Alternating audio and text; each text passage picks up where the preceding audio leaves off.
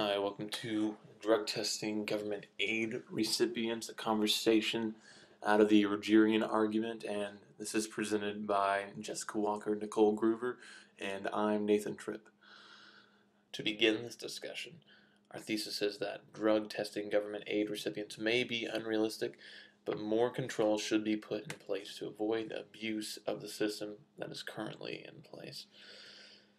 Just to give you some background over this in the past and what's been going on, some say receiving government assistance is a privilege, but it's not a right.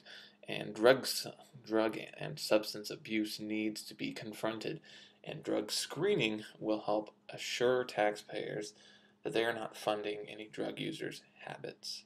Drug use is a clear issue in our country. 9% of people who are over the age of 12 have admitted to using illicit drugs in the past month, according to the Centers for Disease Control and Prevention. The National Survey on Drug Use and Health found that 18.5% of unemployed adults are drug users, while only 8.8% of full-time employees are drug users, so just about half. So the clear want here is to prevent the taxpayers of the U.S.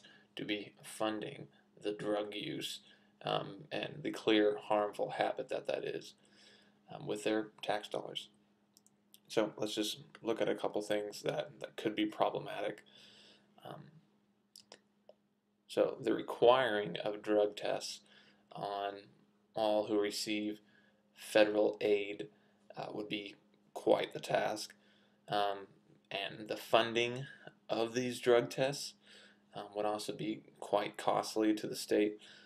The state affording the drug test is quite the problem itself. And wondering just how should the state go about paying for this? Would it end up being more costly than just being able to give out welfare to those who we believe are in need of it? I think it goes as an assumption, but something that we will say, that taxpayers' money should not be funding this habit. But should we revoke the welfare? What about the children involved and the immediate family? Are the people who are not participating in the drug use going to be affected by the cutting of welfare? And it's quite the pickle to discuss. So let's move right into it. Let's talk about the comparisons, the pros to start with. Drug use is going to be confronted. It needs to be confronted. And we really do want to assure taxpayers that their money is going to good use. And that the money being used will be going to them as it is intended to be used. One thing that's particularly important that I think is just a common courtesy thing is the government in the past has provided reimbursements to those who pass the test. But on the opposite side of that, those who do not pass the test will not receive any aid any longer. They will not receive any further aid. The Heritage Foundation addresses this pretty outrightly, as it's become a larger issue over time.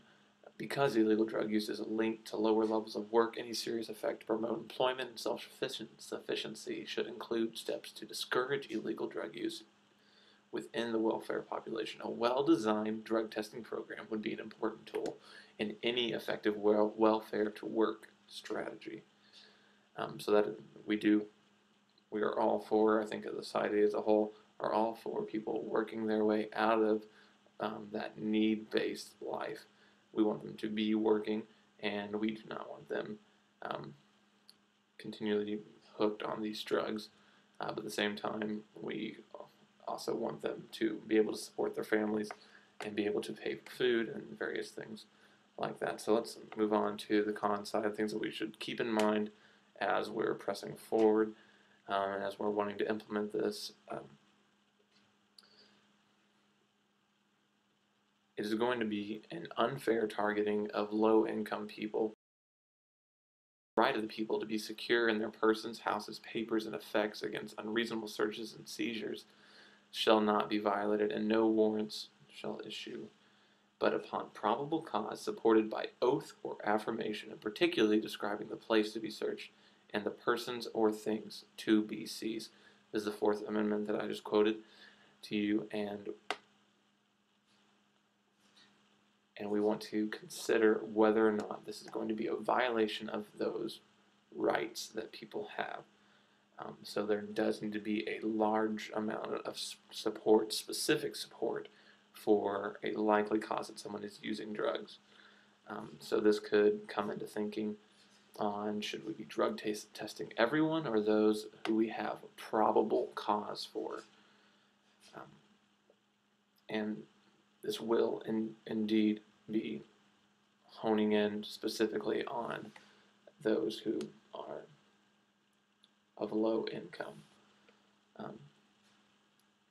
According to the U.S. Department of Health and Human Services, there are currently almost 13 million Americans on welfare and almost 47 million on food stamps and 5.6 million on unemployment insurance. Also, according to the U.S. Department of Health and Human Services, 47% of AFDC, which is aid to families with dependent children, recipients are on AFCD for over 2 years rather. The House Farm Bill cut $20.5 billion over the next 10 years to food assistance programs. So we want to keep this large number of people in mind, and realize that they are not people who put themselves in this situation the majority of the time, and we should not be seeing them as in need of drug testing because of their low income, but rather we want to give money to those who are in need of it, just like we would restrict work, normally speaking, to those who are drug users, no matter of what level of income. It's a policy of keeping all people in mind, wanting to make sure that there's continuancy, there's an understanding all around drug use needs to be cleared out, as stated by the Centers for Disease Control and Prevention, say that over 9% of people over 12 years of age have used illicit drugs in the past month.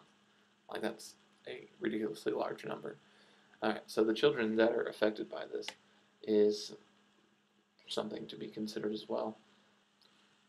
We should take note that taking away government aid from those who test positive for drugs will be negatively affecting many children who are not responsible for their parents' actions, and more than half of those on government assistance are children. So keep that in mind. Over 50% of millions are children, right? So under the age of 18. And one particular instance in which this was highly ineffective was the state of Utah had implemented a drug testing program, and out of 466 individuals, only 12 tested positive, and it costed the state $31,000. So 12 out of 466. You can see the problems here. Let's continue on to compromise, discussing logistically what this could look like. Some ideas that our group came up with were requiring photo ID for food stamps or electronic benefit cards, giving those out to those who had met the criteria for what it would look like to someone who is allowed to get food stamps or allowed to receive benefits.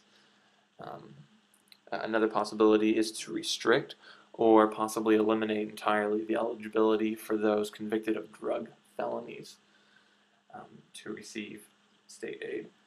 More than likely, this would lean towards restricting the eligibility for drug felonies. Lastly, those people to perform community service or in order to receive government help. So these are just some ideas, some thoughts on compromise, on how it could play out in an attempt to appease both sides and understand where each other is coming from. We do think that it is drug testing, government aid is could be unrealistic, but more control should be put in place to avoid abuse of this system. Thank you for listening, and y'all have a great day. And finally, here's a bibliography